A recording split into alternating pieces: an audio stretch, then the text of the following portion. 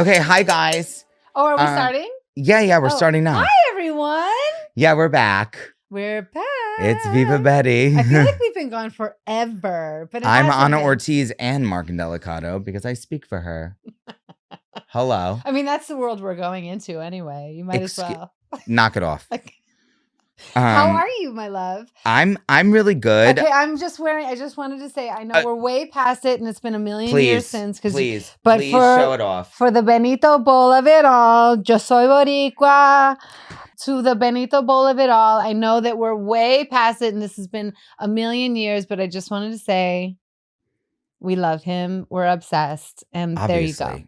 Why I was in Toronto, by the way, by myself, alone, watching that. I cried. Me and David cried together. It was so extraordinarily amazing. It was amazing. And then, of course, you know, me, gay, when Gaga came out. In the light blue. I said, okay. Okay. All right. Okay, here we go. Yeah. Talk about inclusion. And then they got their English. They had their English moment. Right. So I know that. And I would like to talk about Jill Zarin for a moment.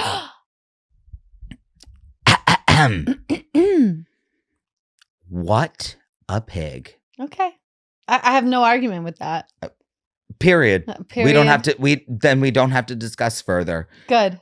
Welcome back to the pod. How are you guys? We've missed you. Yeah, and we're really, really excited to. I mean, this is a fantastic episode. I honestly am really gagged. I mean, honestly, every time that Salma Hayek is on the screen. Well, first of all, you know, like you can't take your eyes off of her. I mean, she's that's what.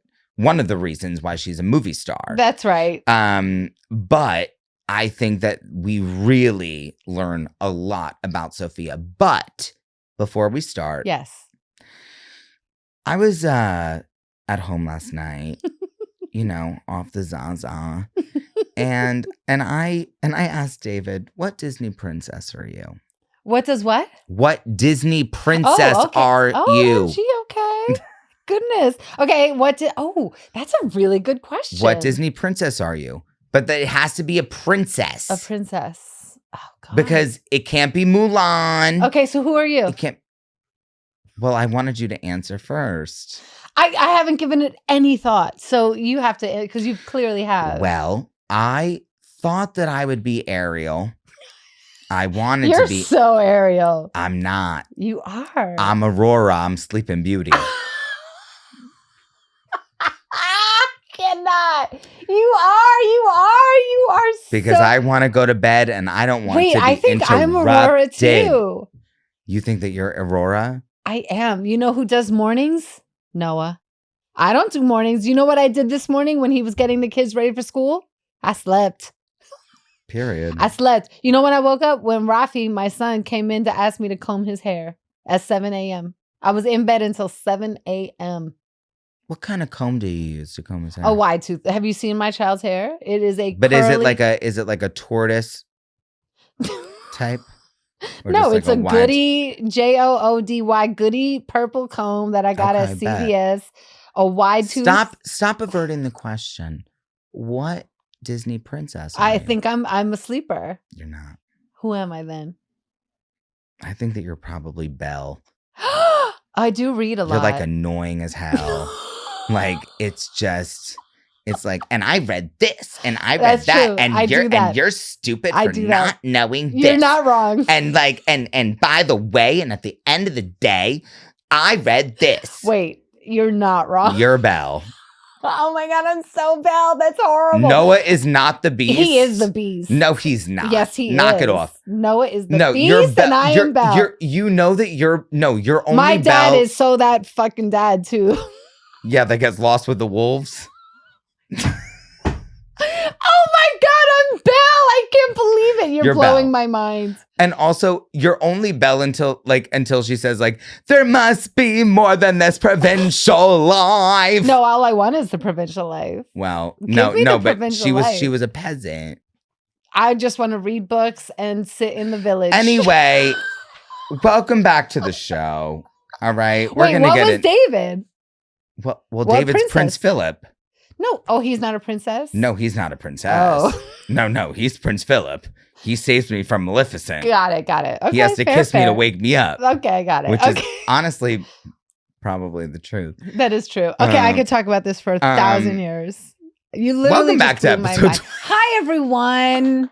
By the way, this was talking about like sort of, you know, that idea of princesses, right? Wait, I wrote it down. Well, the theme of this episode is crazy bitches or lost in the sauce. That's what I said. Sort of a princess theme. Well, yeah. Okay, so we open up. Okay, first of all, we have to talk about Daniel and Sophia. Okay, because I am just so like just the way, and I think that this is masterfully done. I think that because you've not seen it, so you're sort of like a fresh eye on this. I think that the way that like Daniel kind of played Amanda in this way, to a different degree, Sophia is giving Daniel a taste of his own medicine. Now she takes it to the nth degree. Yes, but I'm just saying, I mean, what's good for the kind of, I mean, you know, but if you believe in karma, child. True. He doesn't do it knowingly, but that's just men and women, right? I mean, he's sort of just playing his little field, and she's very calculated in what she's doing with Daniel. But I just don't think that like it needed to really like be like that. Well, I did say that I loved though watching this whole journey of the Daniel, and so like Daniel sort of really being into somebody and courting somebody, and like what that means for him actually having an investment in it, because he was so, just seeing him being so sincere, and him like with the parfait and him doing all the things and him really trying and going, like really making an effort, like reading her book and going through what was important to her. And she's like, fuck that, because she's got an ulterior motive. She's like, ah! He's like, but I cut the papayas in heart shapes. And she's like, I don't care. And she's like looking for a ring. Also, by the way, I'm like, fuck, like that is so me, boo. What do you mean? Cutting the papayas in heart shapes. It is you. But your love language is food. Yeah. It is. Daniel's love language is not food. I was very uncomfortable by this episode, if I'm going to be completely honest. Why? Because I just feel that like it feels a little bit too close to home of just trying to do a little bit too much. But then also on the other side, if David does a little bit too much, I'm like, what are you doing? Yeah, you hate that. Get off. You really hate that. So it's a very I'm like that as delicate dance. It is. That we have to do. But anybody, like, look, being with us is a very delicate dance. I think that's been well established. And I think that Daniel and Sophia are a very delicate dance. Well, but he's a clod. I mean, that's the thing about Daniel, is that he's like, I'm ready the book. I'm doing the steps, step by step. And she's like, fuck the steps. Like... But also, but the thing is, that would be fantastic if she wasn't a complete fraud. She's a complete using him. Like that would be fantastic if this was a situation where it was like, oh, a straight man takes accountability for himself. Fucking groundbreaking. Yeah. No. But he is, and then she uses him. Well, and she's so, I mean, the lengths she went to, that's the thing about this whole thing with her article, like her writing the article is like 60 days to get a man to engage. But like, nobody has the sort of, what she had. Like, she went and hired a stripper to pretend to be her boyfriend. Like, right. You don't want to get married on that. Like, it's the whole premise is false, right? Like, you're basically lying somebody into marrying. This is also on early 2000s. Wow. This storyline. Yes. Right? This is the rom-com kind of like, how to lose a guy in 10 days. Exactly. We did failure to launch, like whatever. I mean, whatever. I'm just saying that is the situation. However, my question about Sophia as a character, like I guess that my gripe with it is that I get that she was using you for your story, but then for that story to be on the cover of your like, what was that? What was probably and Terry, correct me if I'm wrong, probably based off of like Ms. Magazine, right? Like off of like a Gloria Steinem magazine. You're purporting yourself to be this kind of like second wave feminine, like it's second wave feminism. Correct, but it's all about getting a man. But I think that second wave feminism is actually the opposite. Exactly. And so I'm very curious as to why the idea of doing this and having that be the cover of how to get a man in 60 days on your second wave feminism type of magazine. Interesting. How does that make any sense? And that's kind of a leave it for me. Yeah. That's like a where leave I'm it. like, it's kind of like, no, I don't think, and it's not that like I don't need a man. It's just kind of like, why? Right. Your premiere issue is going to be, that's the cover story. Not only is it the cover story, but it's also like, it's all about deception. The entire thing she did, which is completely antithetical to what it means to be a feminist. That's and right. I think that Sophia, which perhaps was the point, I suppose, to make her out to be this kind of femme fatale. But even that, in and of itself, is extremely anti-feminist and anti-woman. Because in the meantime, we have a whole other sort of like B story of like Betty sort of working there and sort of like finding her way and like, oh, you're going to be empowered. I was so proud of her, by the way. That's right. I was like, oh my God, here we go. And wait, Becki Newton. No, I have to. Because I need to speak. I wish we need her back just to talk about this episode.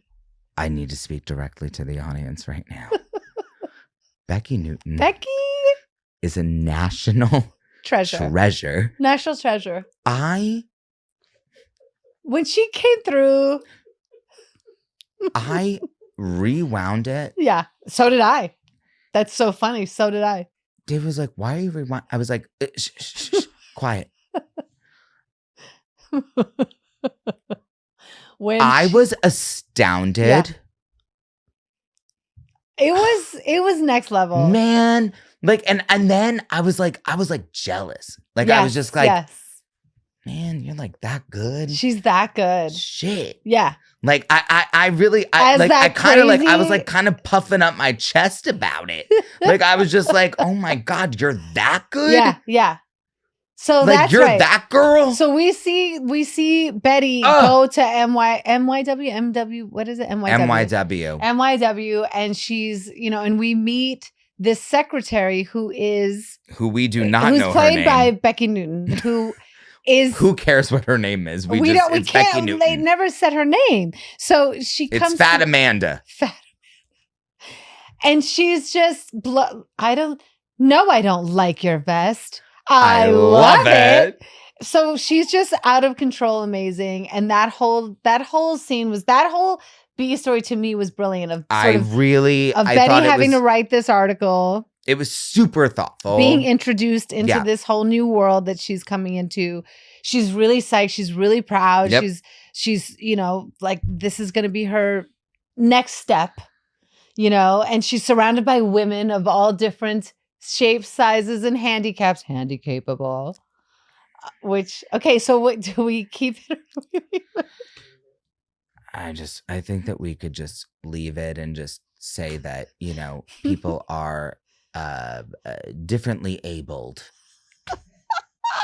I mean, really, at the end of the day, give it up, Delicious. Really, come on. You're in a wheelchair or you're not. Right. I mean, come on. Handicapable. So that was hilarious. But that was like proto woke. Yeah. Though. So wait, you know what I mean? We were kind of doing it first. We've done what I'm figuring out from this show is that we did everything flipping first. And I love the idea of Betty being a fish out of water. And I love that was like her first sort of, that was the article that she was assigned of being the fish out of water. And And I loved that, they were all that whole office was that. Like they were all sort of like the oddballs. But I felt like that was kind of, I mean, I understand where it was coming from, but it was a little bit heavy-handed with that. Yeah. But I understand. But I mean, if we're going to have like a cultural conversation here, like, it was a little bit heavy-handed. Like every single person at Mode is vapid and has no feelings and has every nothing. Person at MYW is like and is like the most most like, emotionally available person. Wait, when Becky's character said, they were like, we're looking for a fish out of water story. And Becky's character said, I have a friend who can paint with her feet. And then what did she say after? She goes, how does that make her a fish out of water? And Becky was like, she has no arms. And the way that she like melted into her pizza. But I mean, listen, the comedy is obviously there. Like it's not lost on me. I'm just saying that like I feel very like strongly that I feel like it was such a dichotomy that obviously needed to be made for the show, for story. But like, I don't think that that's obviously like, representative of like people that like work in, like work in fashion or something. Like, if you're like they have nothing. They're all like homely and I mean a lot. I know many of them, and a lot of them have absolutely nothing going on behind the eyes. I know a lot of them behind the smoke. In the arena of smartness. The smoky eyes. Okay. Anyway, so our next block also is Willie and Ted, who, by the way, I have to say, didn't you work with him? Ted is played by Brett McCullen, who I worked with on Devious Maids. He was my boss. I was like the maid in his house. I knew that I knew him from somewhere. Yes. He was my boss on Devious Maids. Is he cool? He is. We could talk off camera if not. No, I'm just Brett. Like Brett should come through. He is so cool. He is I love that. Cool. So handsome. Big surfer. Big weirdo. He's very handsome. He's worked in like every movie ever. But anyway, I've worked with him several times and he was the text. And I loved seeing Willie so sort of like emotionally vulnerable. Did you like that? I did. I loved it. Did you I not? liked her hair. I hated I hated the storyline. I loved it. I loved her hair though. I did love her hair. It was so. I literally have a note. I wrote in my notes. Save good it. hair. I literally have the literal same note. Look. Good hair. Good hair. I literally wrote good hair. I did. I swear to God. Willie's still with Texan. Hair looks great. In all. Look, I wrote Willie. Well, this is a style thing, but blah, blah, blah. Good hair. Okay, so anyway, no, I liked it. I liked seeing this side of Wilhelmina because also it was short-lived. It lasted no time. Well, no, I'm glad that it ended. I loved the whole dynamic of Mark having to deal with Willie's, I feel transformation into being nice. Like how he handled that was so hilarious. Her with the arm, when he saw that armadillo. When he pulled, he fainted and like fell over. Listen, the Michael Urie's, and we've talked about it on the pod. Yeah, like with Michael about like his physical comedy, and it really was so on point. It's so unmatched though. Unmatched. Like when Betty asks, because she has to go around writing this article. So the article that she had to write. Her fish out of water was what it was like for her to work in Mode. Right. And so she was interviewing everybody in Mode. And when she asked him, what was your first impression of me? And this is only for the YouTube people because you're not going to, but she said, what did you think of me? And he went, ah. And he just says, ah. It's unmatched. I mean, and also like I know him fainting when he sees it's a rat or something. It's a rat. But I know that it's like I know that was all Urie like That's- just being Yeah. Yuri, like just 100%. acting. Yeah, that And- wasn't scripted. That was just him. Like I know that no one told him to do those things. Correct.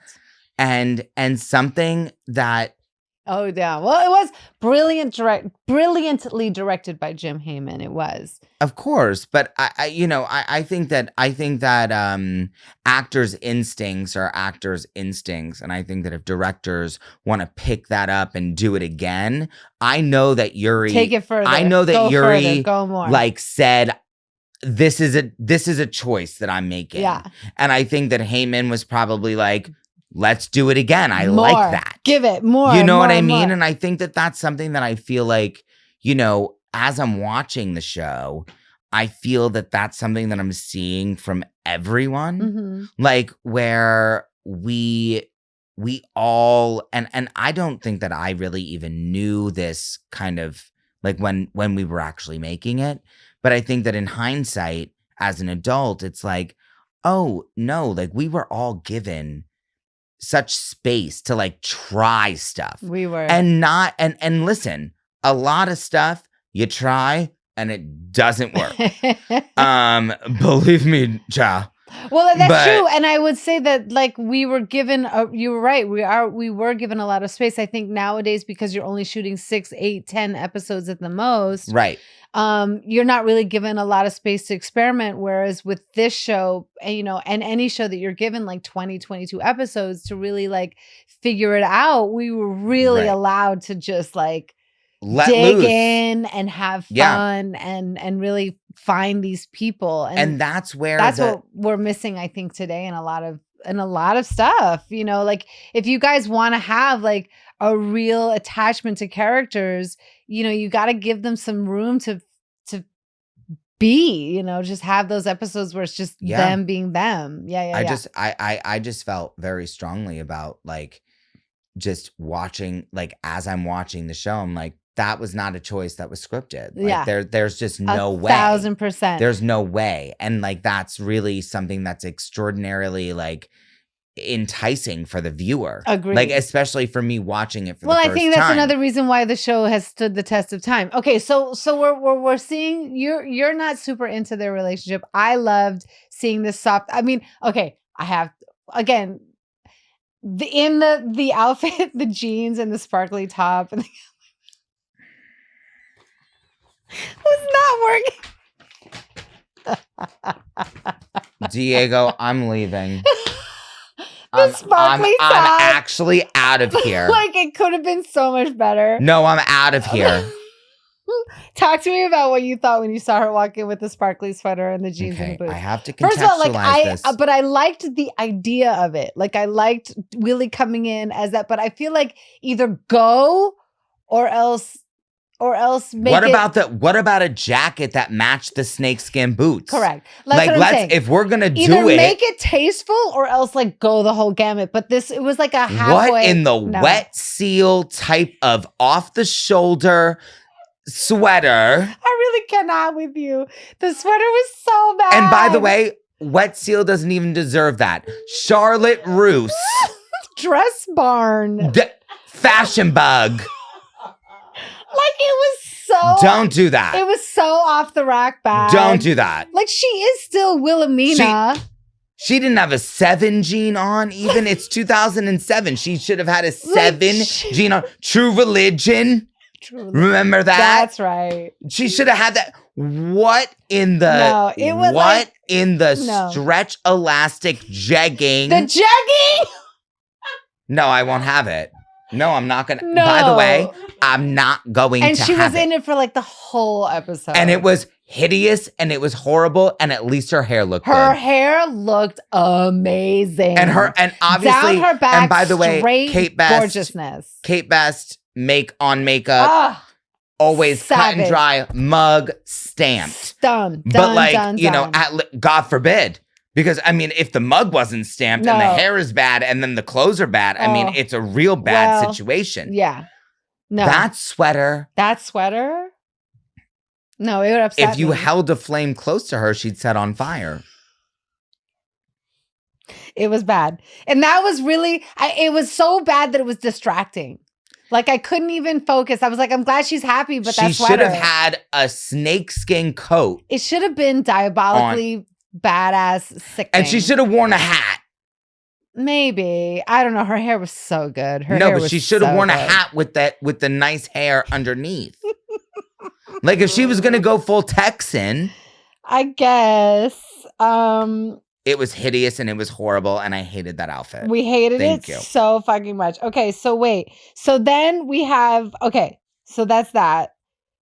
Oh no, wait. Oh, this is a question I wanted to ask you. No, wait, I did want to ask you. What do you when want to she ask said when Wilhelmina comes in and she goes, this is about this outfit. They were like, oh, you're looking much more casual. And she goes, I went to a mall. I shopped with next to fat people. people. Is it a keep it or is it a leave it? Is it? It's a keep. It's for me. Anna, honestly, it's in your best interest to say leave it. Huh? It's in your best interest to say leave it.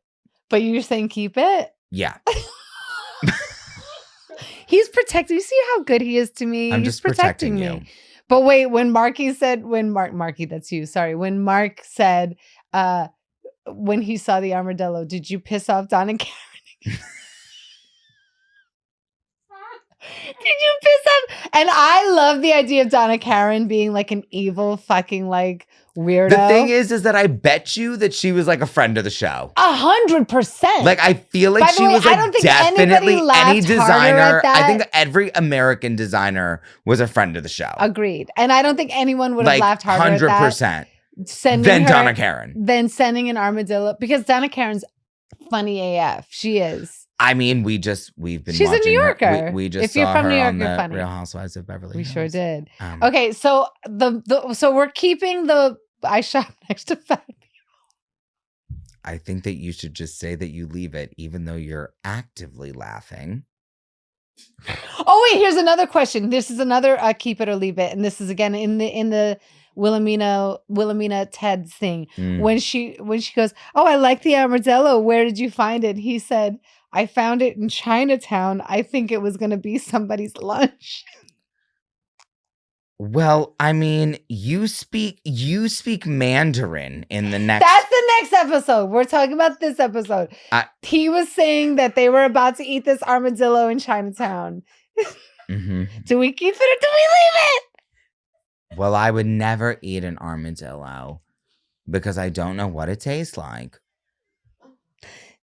Okay. I should be the president. You could. I should run for office. You're bobbing and weaving. Although, no, you said keep it with the fat people in the mall line. No, I said keep it. I said leave it for you. I said, but you said keep it for you. Well, because So you don't think that people in Chinatown would be upset if they thought like, oh, the armadillo, he thinks we're going to eat armadillos? No, I think that it's very interesting to shop around people that can't fit into the clothes that they're thumbing through the rack about. But I'm talking about the armadillo in Chinatown. I'm not talking about the armadillo. I won't talk about it. I think we leave it. I won't talk about the armadillo. That's the line. Says enough about that. No, that's the line. I will say I won't talk about armadillos anymore on this podcast. Correct. Okay, I'm with you. Do you hear me? I got it. Done and done. Because I literally was like, do we keep it? And then also, wait, here's another keep it or leave it. When Betty is like, you better do this for me, Mark. And he's like, no, I would never. And she goes, well, then I'm going to tell. The screen savers. Yeah. He has all these screensavers. Yeah, the sexy of gay her being boys. ugly. Yeah. And no, it's called dudecruise.com. Wow. And I think dudecruise.com would do quite well these days. I think that we should keep that. I think we were ahead of our time. By the way. Dudecruise.com? Listen. By the way, we should put all of the gays that want to go on, that are cruising around my neighborhood, put them on a boat. Dude Cruise. And send them out to sea and let them have a blast. You know what I mean? I'm saying that earnestly. No, honestly. Like, let them have a blast because then they're on a boat Leave for us a couple alone. days. Go. What is Mark doing? Oh, yes. So the domain of dudecruise.com is actually for sale. 2009. For $3,000? Wow. I dig it. Dude cruise. Guys, I don't think it's worth $3,000. I don't know. No, you could go on a nice gay cruise and you Disney. and don't bring Mickey into this, please. Okay. Well, no, let me say something else to our listeners because we have a very large LGBTQ audience. I want to let you guys know the way that if you our producer Mark is so sinister. I would like for you to be quiet. If you want to go on a cruise and you want to go and just like do the poom poom and whatever it is that you're doing. Basically, he just wants you out of West Hollywood is what he's saying. Go. Please it. Go. Please. And come back in 3 days and just give me a break. Sunset Boulevard is a nightmare right now. No, it's Santa Monica. Whatever. It's all a drag to drive As if down. you know. Knock it off. Anyway. I try to get to your house and it's a nightmare.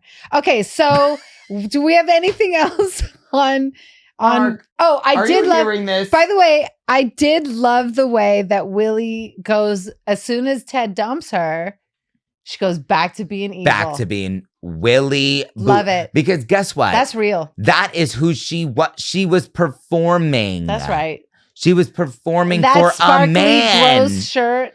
She was going ahead and performing Say for this. a man. Say and this. then And guess it what? never serves he you, goes ladies. back to It never works. It never works. Ladies and gents, never perform for. If you learn nothing from this episode except that, never wear the sparkly fucking sweater for some fucking gross out. Yeah, well, also, I mean, never wear performing or not.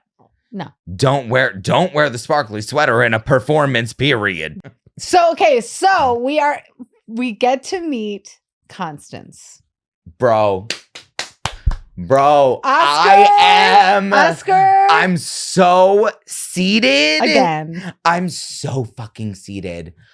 First of all, from Day Dot, she's amazing. I love that she goes Academy Award winner Octavia Spencer. Pardon me. Excuse your mouth. And she goes, ICE. She's talking about ice. Like, we were so ahead of our whole fucking game. It's so crazy. And she needs the proof of entry date. Yeah. And we're not getting in this episode, we're not getting like, we don't got to read on Constance. Like Constance is just giving, but she's just a meanie. That's it. Like, but she's right. But we don't like know anything about her. Like she's just like boom, boom, boom. Like we're getting down to brass tacks. Yeah, she's like, I loved her line of wait, I'm gonna low jack your ankle like an IROC Z. I was like, we loved meeting her, and I have to just say. I come in, I had a huge pimple on my face. What? Like Hilda had a big pimple. It was so annoying. I say to Ignacio, like, be nice, like play nice with her. Like, what are you doing? Right? Like you gotta you are giving very I'm a diplomat. No, but you are giving very va voom. I was short-haired va voom. Short hair, don't care. But the tetas were out. The tetas were out. There were, you had not had children yet. And I'm just saying. Like it was tight in a way that it's still tight. It's still tight. I'm just saying. This is a PSA. It was not Don't like I'm saying. And by the way, children. I'm talking about your stomach. No, wait, that was the next weirdo. episode. That was the next episode. I'm just saying, be nice, be diplomatic with her, like be cool, like more. You get more bees with honey than with vinegar, right? I say that, and I'm like, you're saying that to me right now. I am. Wait, what was? And then, so he does. And he gives Constance, he makes her a mug, which I wish they would have had the scene that you did that. Because that was such a Justin mug of like best caseworker. Yes. Right? He gives her that. Yes. And it was I don't see. Yes. I wish that I would have. I honestly, I wish that I had more of like like had more time with Octavia when she was on the show. We'll get to be into honest, it. But I mean, we'll be moving forward, but I just feel like, God, what an incredible like just dynamic between Plana too. Like it's just, I mean, it takes two to tango, right? Oh, like I the just two feel of them together was so flipping hilarious. And when he gives her the mug and she goes, "Adios, Ignacio," and she hugs him in his face. But that's what I mean by it takes two to tango. Like, I mean, him playing like the straight man about it, like, is and also to your point, that is so masterful, not scripted. Like that was all the two of them just being 100%. Them and I feel like I don't know that when we had Plana on the pod that we talked much about it. I would like to talk to him again about it again. We'll bring like him in through. The context, like with Octavia and like and the Ignacio Constance situation, because I feel like that's just a like a conversation that just deserves its own thing. And I will say this before, because we've covered it, but we didn't get into dinner at the Meads. We didn't get to see favorite outfit.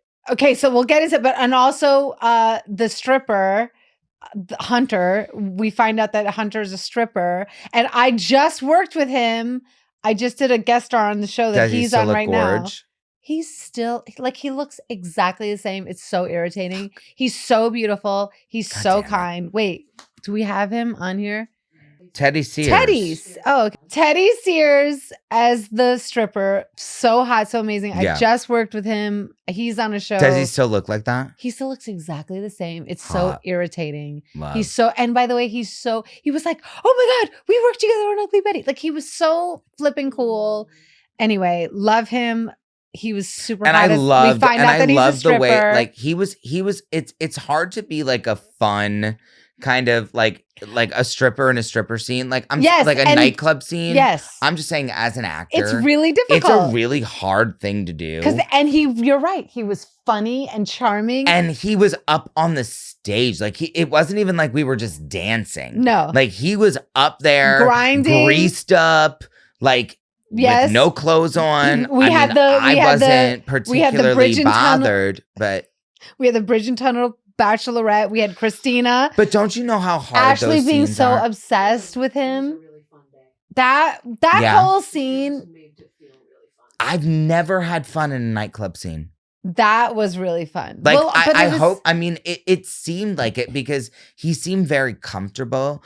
And I feel like, you know, like he's 6'5" and he looks like that. Yeah, but a lot of them are usually like just, you know, he was like so game. Porn stars are actual strippers. No, like he's an actor, and he was really game. He was really, you know. And Christina, I mean, Ashley Jensen was hysterical in the scene. I mean, I could watch Ashley Jensen. We've said this a million ad nauseum on this pod. I could watch Ashley Jensen do literally anything. But the way that she like knew the strip club, knew everything, I just had to get it in there because that was a whole other subplot that was so flippin' funny of like Christina being very well versed in the stripper world was in the male stripper world. And why would that be so far-fetched? I know, right? Like that's fierce. And then, okay, so then basically we end up, Daniel gets fucking shat on live TV in front of the entire world. Which she breaks up with him. It's a total nightmare. She's such a bitch.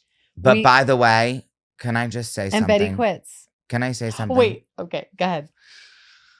About on Sophia and Daniel and that kind of movement that she did, that moment. Yeah. I will say she kind of ate. She ate. She kind of fully ate. Like she ate him up. I feel bad for him. I'm Team because Daniel. We love Daniel. I'm Team Daniel. I'm Team Daniel. I'm just saying. But like, had that been Tom Brady, she ate him up. Like all day. She ate him all the way up. I wish it was instead. And Daniel then she took off her ring and she goes, "Thank you so much. Thank you. Boink. Boink. You can have that back. Yes, bitch. I just wish Giselle had done that to Tom Brady, but it's okay. I will say, so wait, I just want to say, no, I'm keeping that in. I want to give an honorable mention of a quote for Claire Mead when she meets Sophia and she's dancing with Bradford and she looks over at them and she goes, will our grandchild have a name like Paco? Okay. I died dead on the ground. I think we're gonna leave that one. No, we're keeping that all day, and I'm Latino, so like that is all day keeping. All right, fine, keep it. The white crazy rich drunk lady saying that shit. Well, she had the greatest outfit. Okay, so are we gonna get into the fashion now? Yeah, okay, excuse me. Sorry. Go. We need to start doing this better. Okay. We need to start doing segments. Well, this is the fashion segment. I said fashion segment. Fashion segment. Here we go. Fashion segment. Love it or leave it. Okay. I'm gonna tell you what I love. No, not love it or leave it. I'm gonna tell you what I love. That's John Fab. Anyway. Amanda in her red top with the black skirt at the top. I loved. Uh-oh. Okay, let's talk about it. It was so nostalgic. I loved it. It was very nostalgic. I loved that ruche skirt. I loved it. I mean, the top was whatever. The top was just 2007. Like I loved that black skirt. I want it right now. I would wear it right now. I loved it. You could. Loved it. Huh? What? Bring you have that black skirt? I do. I want it. Terry, bring it. Terry, does it fit you? Because I want it. I want it. Okay. Okay, we already talked about... I'm on the mic. We already talked about how much we hate Willie's fucking crazy cowboy outfit. We hate it. I don't want to talk... Please don't make me talk about that sweater again. Okay, we won't. So Bradford in the turtleneck, I liked. Stunning. Gorge. I liked it. That's how I dressed David. A creamy turtleneck with the black jacket, loved. That's how I dressed David. Claire in the black gown. But I love that she wore a full-on gown to dinner. Yes. Bananas. Yes. And by the way, yes, she did. And that's how I want to live my life. No, I'm serious. If you don't wear a dress like that to my wedding. That's your wedding, though. I'm just saying, like, when you have somebody over for dinner at my house, I want to be in a gown. Excuse me. I'm sorry. Excuse your mouth. Because when I had my Christmas party, you came over in a full-blown Carrie Bradshaw type of outfit. That's right. This is where how I'm living my hopping life. Across. She was wearing Manolos. Yep. She was wearing a red and white striped type of skirt and a little white shirt tied up. Expensive. So I don't really understand what you're talking about. Just so you know, going forward, this is how I'm living my life. I'm Claire Mead in a black gown at dinner. So what happened today?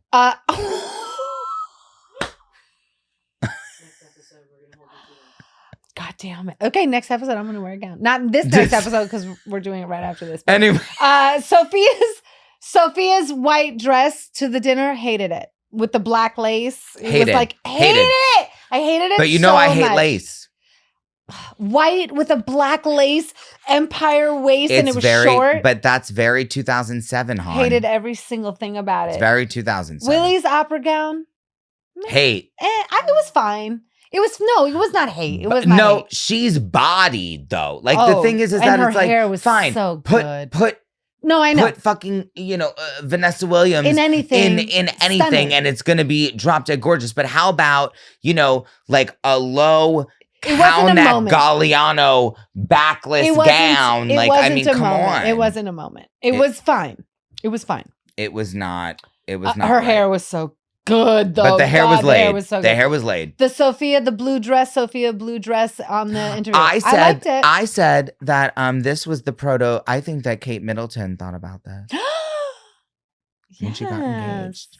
Because she wore it on, Sophia wore it, Except Sophia was body yaddy yaddy yaddy yaddy. Well, listen, you can't not show it. Kate Middleton is well, she's a royal. I'm just saying the color. Royal blue. It was I thought it was good. Royal blue. I thought she looked good in it. Okay, so then when Willie makes her come back after she gets dumped and she comes back as Wilhelmina in the cream. Fine. I liked it. In the cream. The cream outfit. The hair look, again. I don't like that. Like, here's the thing that I don't like about Wilhelmina's situation. Is that, like, when she's in power, all of a sudden she's wearing like white. Creamy, like white. It's I just don't really respond to it. And I don't know if that's just aging with the time or like. But this was also her first season look. Like it didn't continue that way. I don't really I just think that there's so much more to do with her. Like when the one thing that I loved about the opera look is that she wasn't wearing white. Right. Like the only thing I liked about that sweater is that she wasn't wearing white. So she's back in her white. It was fine. It was good. I have to say, Amanda, we only got a very brief glimpse of Amanda in the elevator when she's about to beat Sophia down. And she's in a maroon, like low cut, it's like a burnt orange. Burgundy. No, yeah. Like burgundy. Oh, maroon. Was it? Okay. Like it was so fucking fly. And I also it was so 70s gorge. I loved that ending for Sophia. Yeah. Like I thought that was so fierce, and I thought that like the idea of like of Becky like being the character at MYW and then being Amanda and beating the shit out of her, that was so fierce in that because outfit, she deserved it. And also in that outfit. Fierce. And also like Amanda, like it's, we're coming into this idea of Amanda not wanting to have a romantic relationship with Daniel, but that she feels very protective over him. She does. And that she actually has like a heart. Love for him. She does. But not that I really don't feel at this juncture that she has a romantic now it's just a loyalty thing. I just think that it's like, wow, we know each other well enough, and I'm gonna ride for you. I'm gonna ride, and for I respect. Exactly. I mean, I respect my girls that do that. You know what I'm saying? Okay, so that's the episode. Amazing Amaze. I think we did throughout the show our favorite lines. I mean, my favorite line was, "I shop next to fat people, and will our grandchild have a Spanish name like Paco?" I think that my favorite line was definitely, "I shop next to fat people." And then there was another one. No, hold on. Low jack your ankle like an IROC. One of my favorite lines of this episode was Penelope Cruz is dying to play me in the movie, yes. Which I feel like was such a fun kind of callback because they're besties. Yeah. Okay, so now we are going to have some listener questions. Oh, we're doing it. Yeah. Ready? Oh, okay, bet. You read the first one. Okay. Why? Because it's a long one? Because it's a question from me. Oh. I'm a big fan of the show. It hit screens late elementary school for me. I loved it from the beginning. My question is for Anna Ortiz. Of all Hilda's love interests, do you have a favorite? Ooh, this is a fun one. This is a good one. Whether it was the storyline or the actor, I wish I had a favorite, but they were all so good. This is from Veronica Fowler. Oh, yes. Veronica. Okay. Do I have a favorite love interest? I know you do. I think it's between two for you. Yeah, it's between two for me. It's really difficult because they were all really... Can I pick for you? Okay, do. Because I know what your two are. Yeah, you do.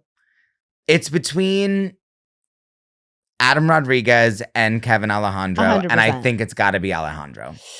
Yeah. I mean, here's the thing. Like, he was the first. He's your dad. Like, we were also new. It was that first season. We had a really amazing storyline. He's also drop dead gorgeous. Well, so is all of them. But I'm saying, like, they're all beautiful. I'm just saying, like, it was like, there was something...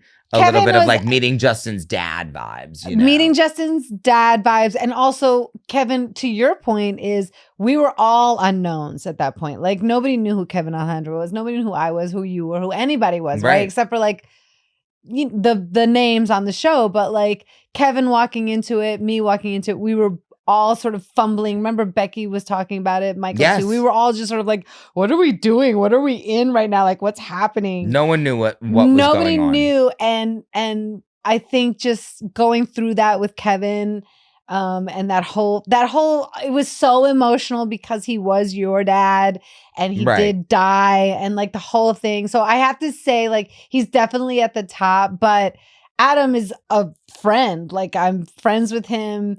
he's again, like, I mean, my God, is anybody better looking than Adam Rodriguez? Like, he's so beautiful. Yeah, I no, love his it's- family. Like, he's